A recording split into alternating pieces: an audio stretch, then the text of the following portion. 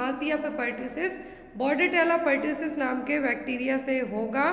और यहाँ पर स्नीजिंग कफिंग के थ्रू होता है। सबसे कॉमनली यदि एज ग्रुप की बात करें तो पर्ट्यूसिस 2 साल से कम एज ग्रुप के बच्चों को सबसे ज़्यादा होता है।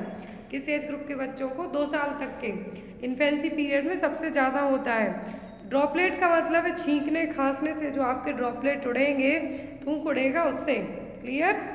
Next is time required to measure the Mantoux test.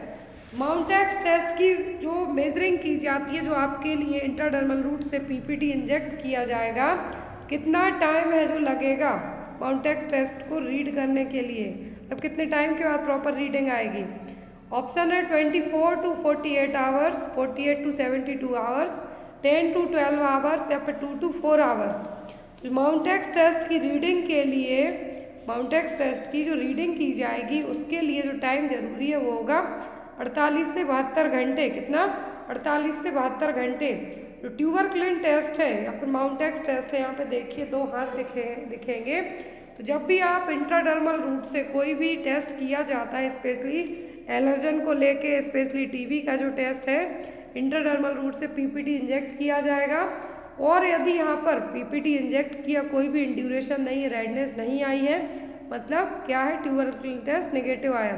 लेकिन यदि यही इंड्यूरेशन, रेडनेस जितना जो एक सर्किल बना दिया जाता है 10 mm डायमीटर में, यदि 10 mm डायमीटर के अंदर ये सर्किल बन जाता है तो ये क्या है? यहाँ पर मतलब टीबी पॉजिटिव और माउंटेक्स टेस्ट पॉजिटिव है। तो यहाँ पर इंजेक्ट क्या किया जाता है? पीपीटी। फिर कौन से रूट से? इंट्राडर्मल। कितने टाइम के अंदर सही रीडिंग आएगी? 72 घंटे। फिर कितना इंड्यूरेशन बनेगा? तो बनेगा 10 mm का, 10 mm का। टीबी होगी किससे? माइकोबैक्टीरियम ट्यूबरकुलाई से, जो कि ग्राम नेगेटिव बैक्टीरियल। जील नेल्सन मेथड अपनाई जाती है। डॉट्स थेरेपी यूज़ की जाती है ट्यूबरकुलोसिस को ट्रीट करने के लिए। टीबी के ट्रीटमेंट में डॉट्स एटलीस्ट 6 मंथ तक, यदि कम से कम टाइम पूछें तो कब तक? 6 महीने तक है जो दी जाती हैं दवाई। तो जो प्राइमरी ट्यूबरकुलर ड्रग है वो एग्जाम में आती हैं। तो आपको टीबी से रिलेट करते हुए आपको 2-3 क्वेश्चन आएंगे ट्यूबरकुलोसिस से, या तो वो डॉट्स में से आ सकता है या फिर आपको टीबी के कॉजेटिव एजेंट से या फिर डिटेक्ट करने से। नेक्स्ट इज, और जो गोन्स फोकाई बनते हैं वो भी ट्यूबरकुलोसिस में ही बनेंगे। Next one is name of the oral polio vaccine. तो ओरल पोलियो वैक्सीन कौन सी है? बीसीजी, टीएवी, साल्क या फिर 7? तो जो ओरल पोलियो वैक्सीन है यहाँ पर वो कौन सी है? वो है 7। कौन सी? 7। और जो साल्क है वो क्या है? इंजेक्टेबल है। कौन सी? Injectable. BCG bacilli Calmette Guerin tuberculosis को प्रिवेंट करने के लिए at the time of birth दी जाती है। यदि जन्म से लेकर 1 महीने तक नहीं दे पाए तो सेम डोज रहेगा, लेकिन 1 महीने से 1 साल की एज ग्रुप तक दिया तो डोज डिफरेंट होगा, रूट सेम होगा, साइट सेम होगी। लेकिन 1 साल का यदि बच्चा ज़्यादा का हो जाए, 1 साल से ज़्यादा का, तो जब वहाँ पे जो बीसीजी वैक्सीन है वो नहीं दी जाएगी। Clear? Next one is the following are the standard tuberculosis drug except. तो सभी टीबी की ड्रग है किसी एक को छोड़कर। ऑप्शन में यहाँ पर क्लोरामाइसिन, स्ट्रेप्टोमाइसिन, आइसोनियाजिड या फिर पायराजिनामाइड। तो यहाँ पर क्या है जो कि टीबी की स्टैंडर्ड ड्रग नहीं, मतलब डॉट्स थेरेपी में नहीं आएगी? स्ट्रेप्टोमाइसिन आती है, आइसोनियाजिड आएगी, पायराजिनामाइड आएगी, रिफाम्पिसिन आएगी, लेकिन क्लोरोमाइसिन नहीं आएगी। क्लियर? अगला क्वेश्चन है combination of triple antigen. Exam में क्वेश्चन आता है ट्रिपल एंटीजन का कॉम्बिनेशन क्या है? डीपीटी, बीसीजी, टीएबी या फिर ईसीजी।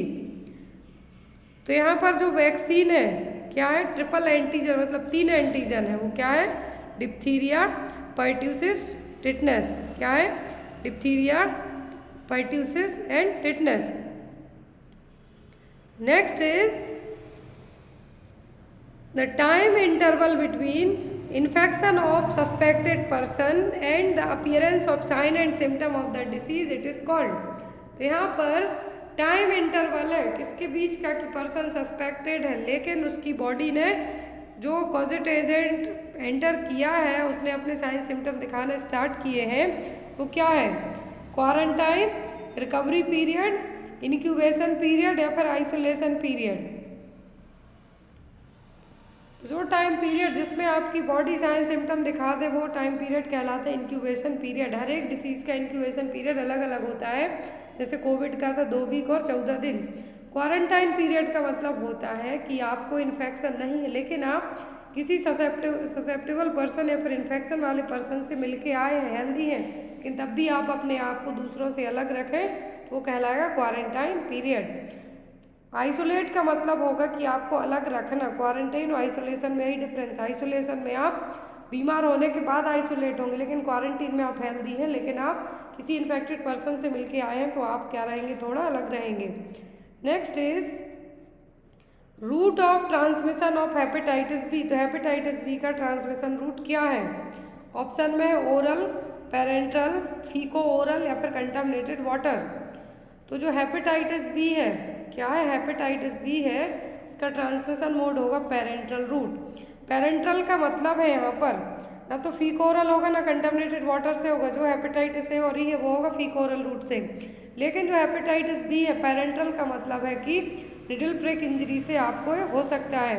माँ से बच्चे में वो वर्टिकल ट्रांसमिशन के थ्रू ट्रांसमिट हो सकता है। इन्फेक्टेड पर्सन का ब्लड ट्रांसफ्यूज करने से हो सकता है। तो जो route of transmission hepatitis B का वो क्या हो जाएगा? पेरेंटल। हेपेटाइटिस सी है तो मेनली वो ट्रांसफ्यूजनल रूट से ही होगा। मतलब यदि किसी का इन्फेक्टेड पर्सन का ब्लड आपको लगा दिया तो आपको हेपेटाइटिस सी हो जाएगा। तो इसीलिए हेपेटाइटिस सी को क्या कहा जाता है? ट्रांसफ्यूजनल हेपेटाइटिस, और हेपेटाइटिस बी को serum. Clear? Next one is mode of transmission of typhoid fever. तो टाइफॉइड फीवर का मोड ऑफ ट्रांसमिशन क्या है? इंट्रावीनस, ओरोफेशियल, रेस्पिरेटरी या फिर ड्रॉपलेट। तो टाइफॉइड का जो ट्रांसमिशन रूट है वो क्या है? टाइफॉइड फीवर होता है साल्मोनेला टाइफी नाम के बैक्टीरिया से। किससे? साल्मोनेला टाइफी नाम के बैक्टीरिया से। अब यहाँ पर साल्मोनेला टाइफी आपके अंदर कैसे जाएगा? तो ये जाता है जनरली कंटामिनेटेड फूड और जो पानी पीने से। तो यहाँ पर वो कौन सा रूट होगा? वो होगा ओरोफेशियल रूट। कौन सा? Orofacial route. Next is causative organism of diphtheria. Diphtheria का कॉजेटिव एजेंट क्या है? माइकोबैक्टीरिया, स्ट्रेप्टोकोकस, कॉर्नीबैक्टीरियम डिप्थीरिया या फिर स्टेफाइलोकोकस।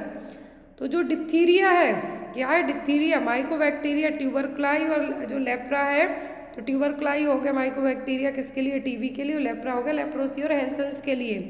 फिर Streptococcus generally throat infection cause करता है। फिर आता है कॉर्नीबैक्टीरियम डिप्थीरिया। क्या है? कॉर्नीबैक्टीरियम डिप्थीरिया, जो कि डिप्थीरिया का पॉजिटिव एजेंट है।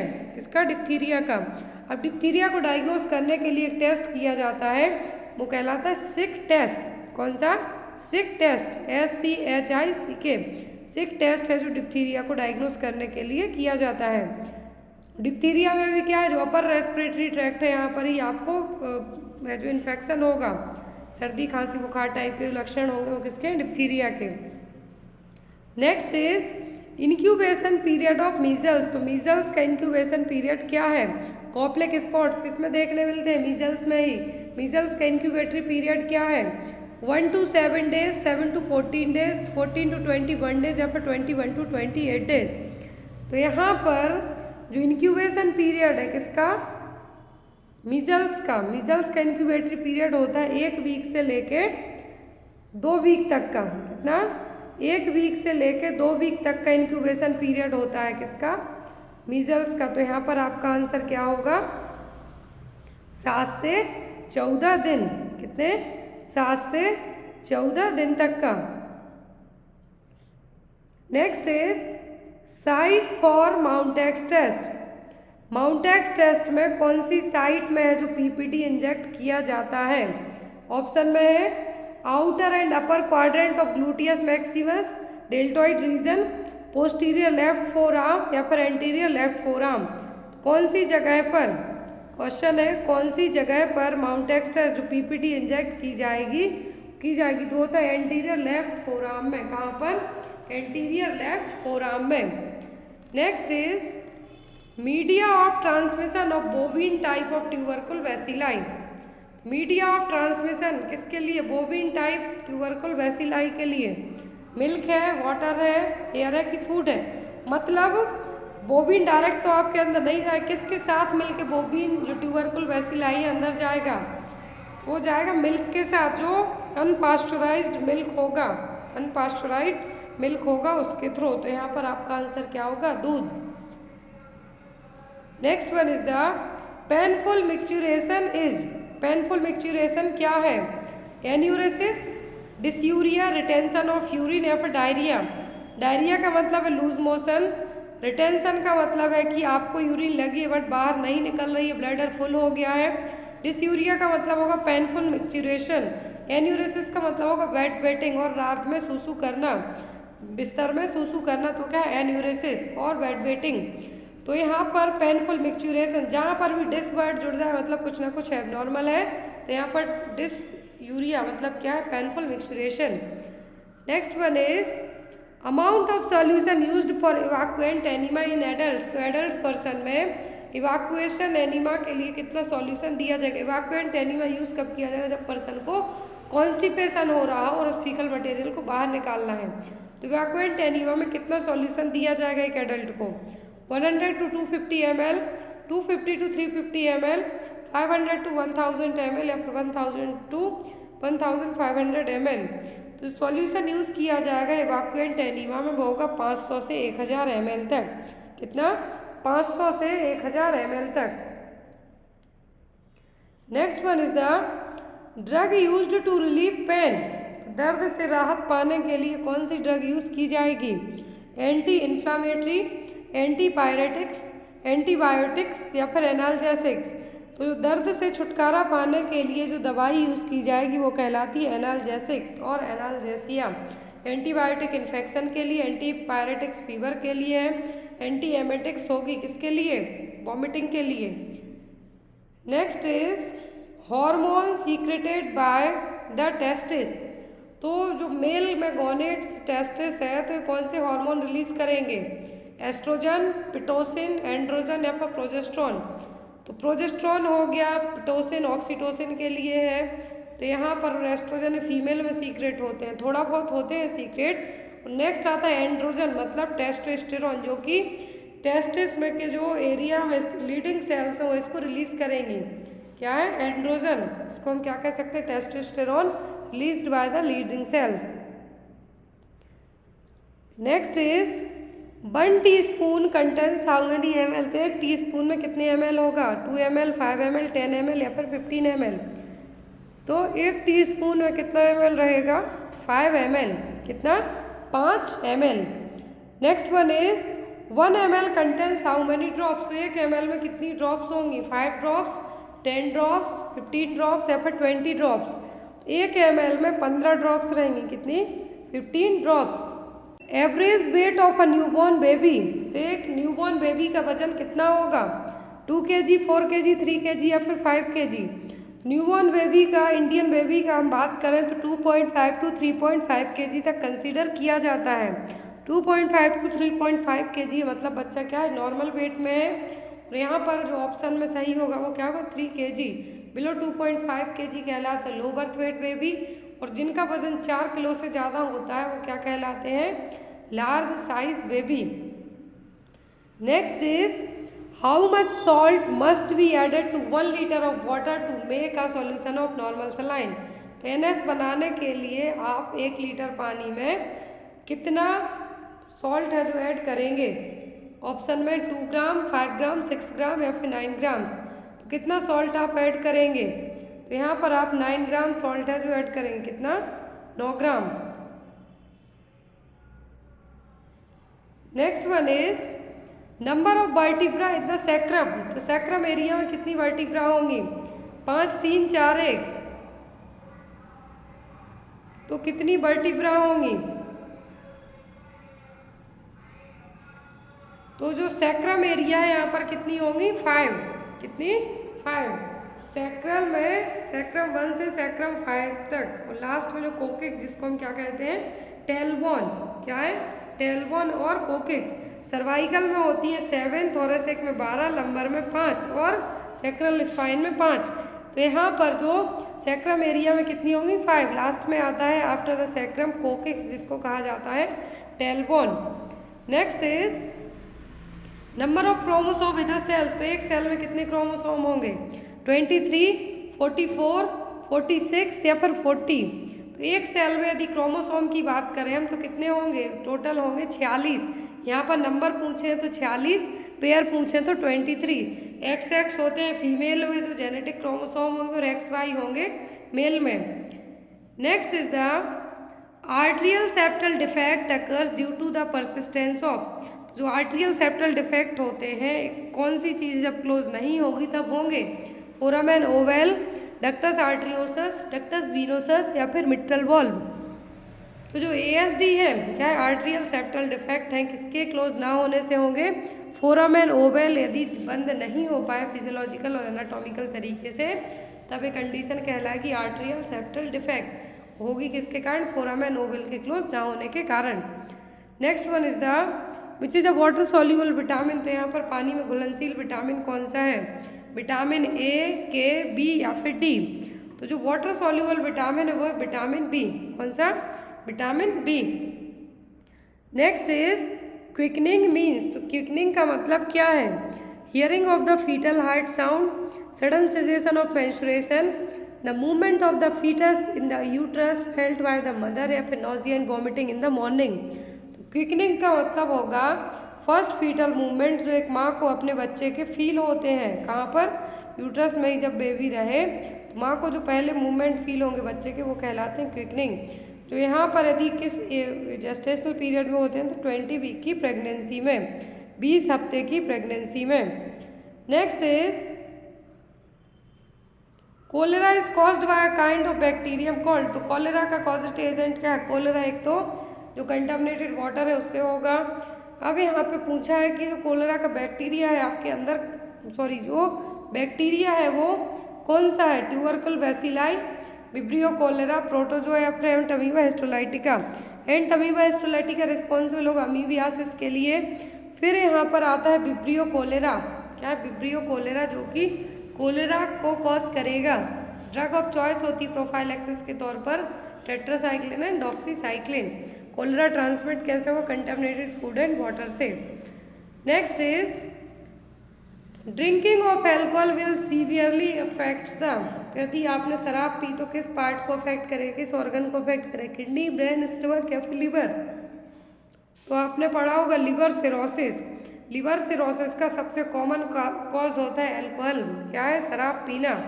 क्योंकि जो अल्कोहल है या फिर जो भी आप मेडिकेशन लेते हैं वो उनका मेटाबोलाइजेशन कहाँ से होता है? लिवर से। लिवर से होते हुए जाएंगे। तो एक आप यदि हेल्दी पर्सन का लिवर और एक अल्कोहल वाले का लिवर देखेंगे तो आपको अंतर समझ में आएगा। तो यहाँ पर जो ड्रिंकिंग ऑफ अल्कोहल है किस पार्ट को अफेक्ट करेगा? लिवर को सबसे ज़्यादा अफेक्ट करेगा। Clear? Next is the disease in which the patient blood does not clot easily is, तो कौन सी डिसीज है जिसमें पर्सन का ब्लड है जो इजीली क्लॉट नहीं हो, कुछ भी चोट लग जाती है तो क्लॉट बनने में देरी लगेगी? ऑप्शन है sickle cell anaemia, haemophilia, rabies या फिर डायबिटीज़। तो वो कंडीशन है हीमोफीलिया, क्योंकि इसमें जो क्लॉटिंग फैक्टर 8 और 9 इनकी डेफिशिएंसी होगी। किसकी? क्लॉटिंग फैक्टर की जो क्या होगी? डेफिशिएंसी होगी। तो यहाँ पर जो हीमोफीलिया और जो रेबीज़ है तो डॉग बाइट के कारण होगा। डायबिटीज़ दो तरीके का होगा, मेलाइटिस और इंसिपिडस। हीमोफीलिया यहाँ पर क्या होगा? जिसमें पर्सन को जो 8वें और 9वें नंबर के क्लॉटिंग फैक्टर है उनकी कमी होगी। क्या होगी? उनकी कमी होगी जिसके कारण होगा। Next is discoloration of teeth is caused by which kind of antibiotic, तो कौन सी एंटीबायोटिक खाने के बाद आपके दांतों का कलर बदल जाएगा? स्ट्रेप्टोमाइसिन, नियोमाइसिन, टेट्रासाइक्लिन या फिर पेनिसिलिन। एक पूछा जाता है कौन सी मेडिसिन लेने के बाद यूरिन का कलर चेंज होता है तो वो है रिफाम्पसिन। फिर यहाँ पे पूछते हैं कि बच्चे में जो ग्रे बेबी सिंड्रोम होता है वो किसके कारण होता है? होता है क्लोराम्फेनिकोल के कारण। रेडमैन सिंड्रोम होता है वैंकोमाइसिन के कारण। वैसे ही दांतों का कलर चेंज होगा टेट्रासाइक्लिन को खाने के बाद। किसके बाद? टेट्रासाइक्लिन लेने के बाद। Next is what is caused by the fungus, तो इनमें से फंगल इन्फेक्शन कौन सा है? ऑप्शन में है यहाँ पे मलेरिया, एथलीट फूड, फाइलेरियासिस या फिर टाइफाइड फीवर। तो टाइफस फीवर क्या है? टाइफस फीवर बैक्टीरिया से होगा। टाइफाइड अलग है और टाइफस अलग है। वो एथलीट फूट क्या है? एथलीट फूट। फाइलेरियासिस और जो टाइफस फीवर है, टाइफस फीवर तो एक तरीके के हमें कह सकते हैं रिक्टीसिया एंथ्रोपोड जो क्या है बैक्टीरिया है रिक्टीसिया, इसके कारण हो गए। इसके कारण रिक्टीसिया के कारण जो कि लाइस और जो फ्लीज है उनके काटने के कारण जो बैक्टीरिया आपकी बॉडी में एंट्री करेगा। लेकिन फंगल इन्फेक्शन यहाँ पर क्या है? Athlete foot.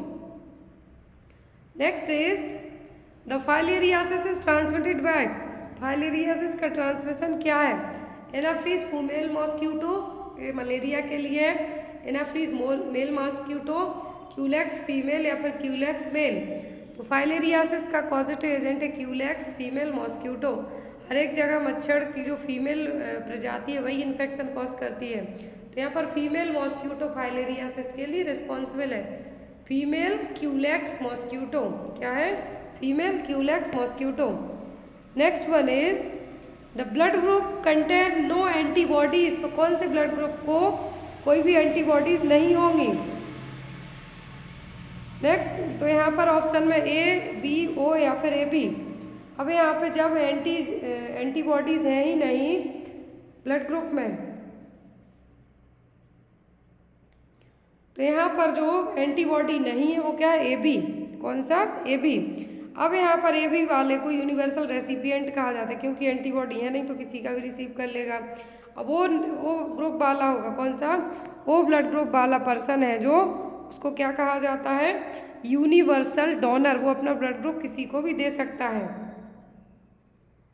Next one is the disease that spread through sexual contact. यहाँ पर सेक्सुअल कॉन्टैक्ट से कौन सी डिसीज होगी? लेप्रोसी, एड्स, ईचिंग या फिर स्कैबीज। तो यहाँ पर जो सेक्सुअली ट्रांसमिटेड डिसीज है वो यहाँ पर होगी एड्स, जो कि HIV वायरस से होगी। किससे? HIV वायरस से। Next is typhoid is transmitted through. तो टाइफॉइड किससे ट्रांसमिट होगा? वाटर एंड फूड से, एयर से, टच से या फिर पर्सनल कॉन्टैक्ट से। टाइफॉइड होता है साल्मोनेला टाइफी नाम के बैक्टीरिया से जो कि कंटामिनेटेड फूड और वाटर में पाया जाता है। तो यहाँ पर आपका आंसर क्या होगा? Water and food. Next is the what is the example for the disease caused by bacteria. तो जो डिसीज बैक्टीरिया के द्वारा होगी वो कौन सी डिसीज है? कोल्ड है, टाइफॉइड है, टाइफस फीवर है कि चिकन पॉक्स है? तो यहाँ पर कोल्ड वायरस से होता है, टाइफस फीवर होगा। टाइफस फीवर मैंने अभी बताया जो बाइट कर रिक्टीसिया उससे होगा, चिकन पॉक्स होगा। लेकिन टाइफॉइड है जो साल्मोनेला टाइफी नाम के बैक्टीरिया से होगा। और जनरली एंथ्रोपोड है। टाइफॉइड के लिए यदि रिस्पॉन्सिबल पूछे तो क्या है? एंथ्रोपोड।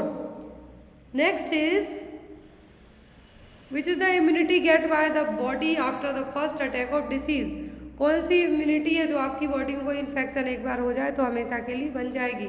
नेचुरल, पैसिव, आर्टिफिशियल या फिर एक्वायर्ड। तो ये इम्यूनिटी कहलाएगी एक्वायर्ड इम्यूनिटी। कौन सी? Acquired immunity.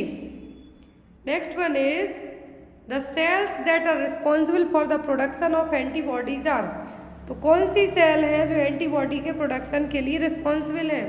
Red blood cells, platelets, plasma या फिर वाइट ब्लड सेल्स। तो कौन सी सेल्स हैं जो एंटीबॉडी के प्रोडक्शन में हेल्पफुल हैं? तो होती है WBC। जब भी आपकी बॉडी में कोई भी इन्फेक्शन होता है तो लड़ने का काम कौन करती है? WBC। तो एंटीबॉडी प्रोडक्शन, एंटीबॉडी प्रोड्यूस करेंगे WBC। तो इसीलिए इन्फेक्शन के टाइम पर WBC की काउंटिंग है जो बढ़ जाती है। तो यहाँ पर एंटीबॉडीज़ के प्रोडक्शन में कौन हेल्पफुल है? White blood cells. प्लेटलेट्स जो ब्लड क्लॉट बनाने में हेल्प करेंगी। Next is the healthy person can donate blood how many times a year. तो एक हेल्दी पर्सन एक साल में कितनी बार रक्तदान कर सकता है? 6 और 7, 5 और 6, 3 और 4 या फिर 2 और 3। तो एक हेल्दी पर्सन एक साल में 3 और 4 बार तक ब्लड डोनेट कर सकता है, 3 और 4 times. Radio active cobalt and radium are used for the treatment of which disease. तो रेडियो एक्टिव कोबाल्ट और रेडियम में किस डिसीज को ट्रीट करने में यूज़ किए जाएंगे? कोलेरा, हीमोफीलिया, कैंसर या फिर सिकल सेल एनीमिया। तो रेडियो एक्टिव क्या है, कोबाल्ट है, किसको ट्रीट करने में यूज़ होंगे, तो होंगे कैंसर को ट्रीट करने में ले, किसमें, कैंसर के ट्रीटमेंट में, कोबाल्ट और radium. Next is world health day is on, तो हम हर साल विश्व स्वास्थ्य दिवस कब मनाते हैं। रिसेंट में हमने इंटरनेशनल नर्सेज डे मनाया 12 मई को। अब बात करें वर्ल्ड हेल्थ डे की, वर्ल्ड हेल्थ डे कब मनाते हैं, मई 12, अप्रैल 7, अप्रैल 13 या फिर दिसंबर 18। तो हम वर्ल्ड हेल्थ डे है जो कब मनाते हैं, वर्ल्ड हेल्थ डे हम मनाते हैं, WHO की स्थापना हुई थी इसी दिन, इसलिए 7 अप्रैल को, कब, 7 अप्रैल को 2023 की थीम थी हेल्थ फॉर ऑल। क्या थी, हेल्थ फॉर ऑल। 7 को इस साल की थीम क्या थी, health for all. Next one is to relieve from dyspnoea the appropriate position to be used is, तो डिस्निया से रिलीफ पाने के लिए कौन सी पोजीशन यूज की जाएगी, prone position, supine, side lying या फिर फॉलोअर्स पोजीशन। डिस्निया से रिलीफ पाने के लिए जो पोजीशन यूज की जाती है वो कहलाती फॉलोअर्स पोजीशन और हाई फॉलोअर्स पोजीशन। कौन सी, फॉलोअर्स या फिर जिसमें हाफ लेटे हाफ बैठे टाइप के रहेंगे आप। साइड लाइन यूज की जाती है आप एस्पिरेशन से प्रिवेंट करना चाहें फिर अनकॉन्शियस पर्सन की ओरल केयर के लिए। क्लियर है। Next is protein requirement for a pregnant women per day, तो पर डे कितने प्रोटीन की जरूरत पड़ेगी एक प्रेग्नेंट लेडी को, 50 ग्राम्स, 55 ग्राम, 60 ग्राम या फिर 65 ग्राम। कितने प्रोटीन की ज़रूरत होगी पर डे प्रेग्नेंट लेडी को, तो होगी 65 ग्राम। ये देखिए प्रेगनेंसी में टोटल कैलोरी की बात करें तो एक्स्ट्रा 300 कैलोरी, फर्स्ट ट्राइमेस्टर में कोई भी एक्स्ट्रा कैलोरी नहीं लेना है। फिर जो लैक्टेशनल पीरियड है इसमें 550 कैलोरी, कितनी, 550 कैलोरी इनिशियल 6 मंथ तक, जन्म से लेके बच्चे के 6 मंथ तक 550 kilo calorie. Next one is the fundus is at the level of umbilicus during which week of pregnancy, तो फंडस है जो किस वीक की प्रेगनेंसी में, the fundus is at the level of umbilicus during which week of pregnancy. जो fundal height है मतलब जो यूट्रस है, यूट्रस को जब आप बाहर से यूट्रस तो देख नहीं सकते तो जो हाइट दिखेगी वो कहलाती है फंडल हाइट है। तो फंडल हाइट यहाँ पे पूछी गई है eight the level of umbilicus, मतलब नाभि तक है जो फंडल हाइट, किस वीक की प्रेगनेंसी में पहुँच जाएगी। ऑप्शन में 16 वीक, 20 वीक्स, 24 वीक्स या फिर 28 वीक्स। तो किस वीक की प्रेगनेंसी में है जो फंडल हाइट है अम्बलाइकस तक पहुँचेगी। तो जो फंडल हाइट है आपको अम्बलाइकस की जगह एक्सीफेस्टर्नम तक पूछ सकते हैं, बिलो द सिम्फाइसिस प्यूबिस पूछ सकते हैं, या फिर आपके लिए एग्जाम में अम्बलाइकस के अलावा आपको एक्सीफॉइड प्रोसेस पूछेंगे, प्यूबिक सिम्फाइसिस पूछ सकते हैं। तो यहाँ पर जैसे कहा है कि जो फंडल हाइट है अम्बलाइकस तक मतलब नाभि तक किस वीक की प्रेगनेंसी में पहुँचेगी, 24th वीक की प्रेगनेंसी में, मतलब 24 हफ्ते की प्रेगनेंसी में। तो यहाँ पर आपका आंसर क्या होगा 24th वीक। अब यहाँ पे यदि बात करते हैं प्यूबिक सिम्फाइसिस तक, तो प्यूबिक सिम्फाइसिस तक पहुँचती है 12 वीक्स में। कब, 12 वीक्स में। बिलो प्यूबिक सिम्फाइसिस पूछे 12, अपर प्यूबिक सिम्फाइसिस पूछे तो 16 वीक। फिर यहाँ पर आता है एक्सीफॉइड प्रोसेस तक पहुँचेगी जो फंडल हाइट है वो कब, 36 वीक की प्रेगनेंसी में। आफ्टर द 36 वीक के बाद क्या होगा, लाइटनिंग होना स्टार्ट होती है। तो फंडल हाइट 36 वीक की प्रेगनेंसी में क्या होगी, नीचे की तरफ जब बेबी सिम्फाइसिस प्यूबिस में प्यूबिक बोन में एंगेज होने के लिए आएगा तो यहाँ पर उस प्रोसेस को कहेंगे हम लाइटनिंग। तो यहाँ पर जो आपको जेस्टेशनल वीक मतलब वीक बाई वीक प्रेगनेंसी में जो फंडल हाइट है पूछी जा सकती है, जरूरी नहीं अम्बलाइकस तक पूछे, एक्सीफॉइड तक पूछ सकते हैं, बिलो सिम्फाइसिस प्यूबिस या फिर अबव सिम्फाइसिस प्यूबिस एग्जाम में आपको आ सकता है। Next one is total weight gain during the pregnancy, तो प्रेगनेंसी में टोटल वेट गेन है जो कितना होगा। ऑप्शन में है यहाँ पर 7 to 8 kg, 10 to 11 kg, 13 to 14 kg या फिर 15 to 16 kg।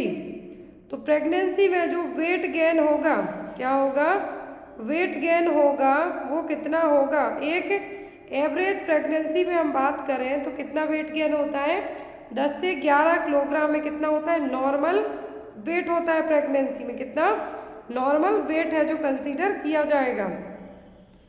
फिर यहाँ पर यदि बात करें कि जो नॉर्मल एक टर्म प्रेगनेंसी में बच्चे का वजन कितना होता है, तो इसको किस तरीके से कैलकुलेट किया जाता है।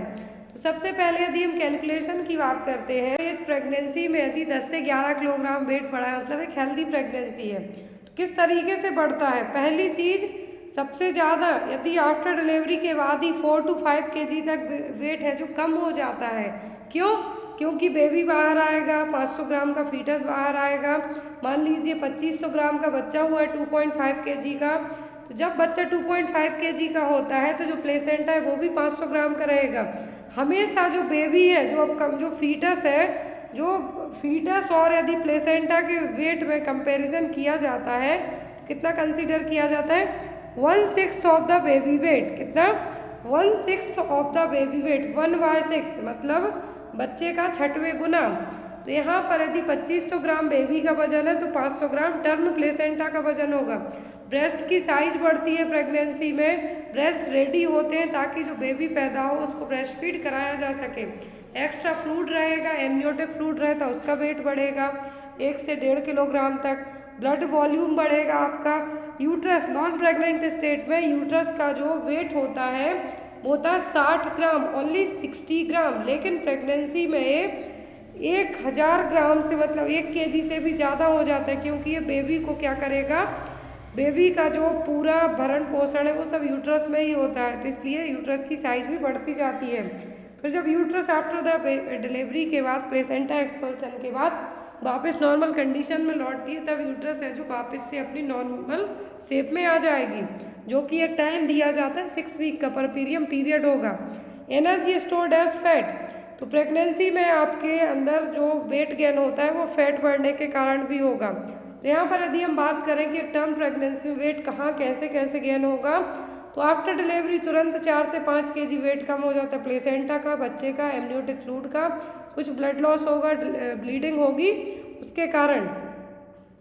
Next one is the birth weight of the baby doubles at the age of, तो बच्चे का वजन है जो डबल के एज में हो जाएगा, 3 महीने में, 6 महीने में, 9 महीने में कि 12 महीने में। तो बच्चे का जो वजन है, बच्चे का जो वजन है वो किस एज में डबल होगा, तो ये हो जाता है 6 मंथ में। कब? 5 से 6 महीने की एज में। कब हो जाएगा? 5 से 6 महीने की एज में। 5 to 6 मंथ एज में क्या होगा, यहाँ पे बच्चे का वजन डबल हो जाएगा। यदि बच्चे का वजन 3 गुना होने की बात करें हम, कितना? 3 गुना होने की बात करते हैं हम, तो वो होगा कब? 1 साल की एज में। कब होगा 3 गुना? ट्रिपल 1 साल की एज में। तो यहाँ पर डबल 6 महीने में, ट्रिपल 1 साल में और क्वाड्रिपल 2 साल में। बच्चे की eight the time of birth height कितनी होती है? 50 सेंटीमीटर तक। कितना? 45 to 50 सेंटीमीटर तक। अम्ब्लाइकस कॉर्ड की लेंथ पूछी जा सकती है आपको, कॉर्ड कटिंग पूछा जा सकता है, कॉर्ड क्लैंपिंग पूछा जा सकता है। तो ये बेसिक क्वेश्चन है जो पीडियाट्रिक के हम जो सेपरेट 50 MCQs क्लास होगी उसमें देखेंगे।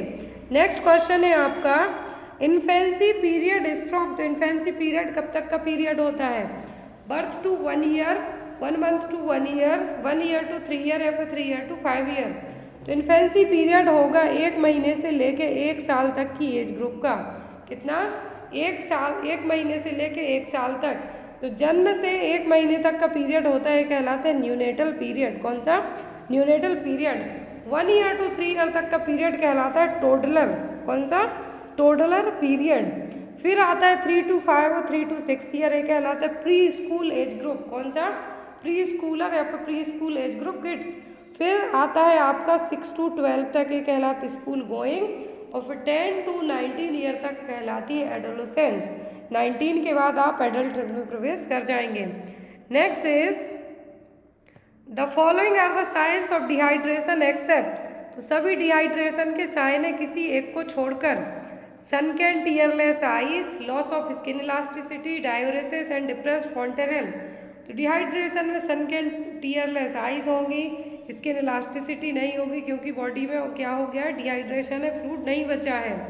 डायूरेसिस यहाँ पे देखने को नहीं मिलेगा, डायूरेसिस देखने को नहीं मिलेगा, लेकिन डिप्रेस्ड फॉन्टेनल जरूर होंगे। Next one is the following are the contents of ORS except, तो सभी ORS के कंटेंट हैं किसी एक को छोड़कर, sodium chloride, sugar, potassium chloride and calcium carbonate. क्या है जो ORS का कंपोनेंट नहीं है? ORS सैचेट आपने पढ़े हैं। ORS सैचेट कब दिए जाते हैं? डिहाइड्रेशन, जब डिहाइड्रेशन हुआ हो तब दिए जाते हैं, नोजिया वॉमिटिंग हुआ हो तब दिए जाते हैं, क्योंकि नोजिया वॉमिटिंग डायरिया इन सभी में डिहाइड्रेशन होता है, तो उसको ट्रीट करने के लिए क्या दिया जाता है? ORS।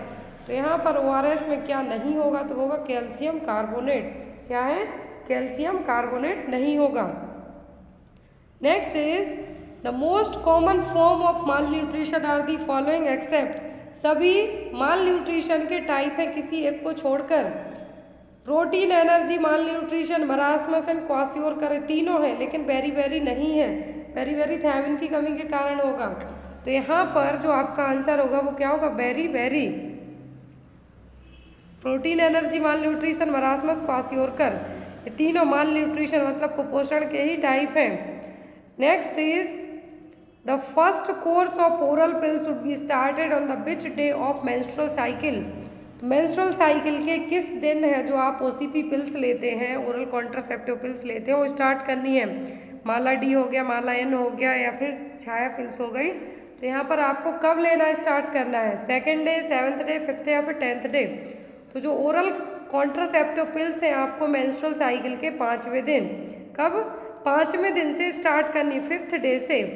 तो ये थी हमारी आज की क्लास 50 MCQs की। अब आपको डेली एक सेम टाइम पर 50 MCQs की क्लास रहेगी, जिसमें आपको हर एक दिन अलग अलग टॉपिक चेंज रहेंगे। कभी रिसर्च हो सकता है, कभी साइकेट्रिक हो सकती, कभी मैनेजमेंट, या फिर कभी आपके लिए गायनेकोलॉजी। तो इस तरीके से आपको डेली 50 MCQ की एक क्लास होगी और एक पेपर होगा डेली।